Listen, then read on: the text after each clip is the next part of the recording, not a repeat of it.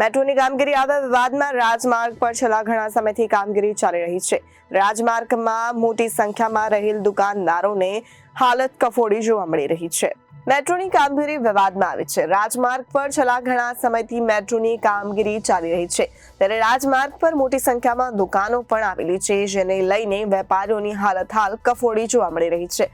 આ મેટ્રોની કામગીરી દરમિયાન કોઈ સમાન પતરાને શેડ પડતા નુકસાન થયું છે। સ્થાનિક લોકો અને વેપારીઓએ મેટ્રોની કામગીરીને હેરાન પરેશાન થયા છે। મારું નામ તાહિરભાઈ લોખંડવાલા છે। શું કહેશો, કેટલી હાલાકી પડી રહી છે અને કેટલી દુકાનો આવેલી છે?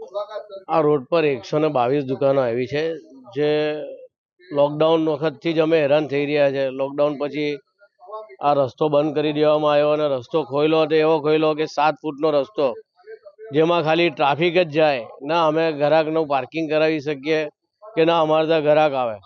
ગ્રાહક દુકાનમાંથી બહાર આવે એટલે એવો ડર હોય કે હમણાં એને કોઈ ઠોકી જશે। આ 1 મહિનો થયો રસ્તો ખોલવામાં। 1 મહિનામાં કમસે કમ 7 થી 8 જણને અમે મસ્કરી હોસ્પિટલમાં સારવાર માટે લઈ ગયા છે। દર 5 મિનિટે અહીંયા ઝઘડા લડાઈ થાય એટલે વેપારીઓ, પોલીસ જેમાં ટ્રાફિક હવાલદાર જેમાં બહાર આવીને ટ્રાફિક છૂટું પાડવું પડે। રસ્તો ફૂટપાથ કરતાં ઊંચો કરી દીધો છે એટલે દરેક વાહન દુકાનની અંદર ભરાઈ જાય છે। આજે પણ સવારમાં વહેલી સવારે અકસ્માત થયું, જેમાં 3-4 શટલ તોડી નાખ્યા, દુકાનના બોર્ડ તોડી નાખ્યા। અમે વારે રજૂઆત કરીએ છીએ, ગાંધીનગર સુધી રજૂઆત કરી, અમે ધારાસભ્યોને પણ રજૂઆત કરી, મેયર સાહેબને રજૂઆત કરી, કમિશનર સાહેબને રજૂઆત કરી, પણ કોઈ બાજુ પણ અમારી કોઈ સુનાવણી થઈ નથી।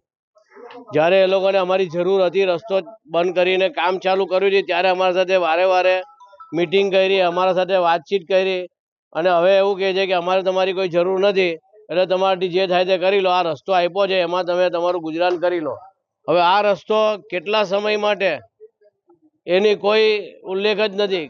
આ 2 વર્ષ સુધી બંધ રહેશે કે 5 વર્ષ બંધ રહેશે એવી કોઈ સમય મર્યાદા છે જ નથી। Bureau report Janadesh news, Surat.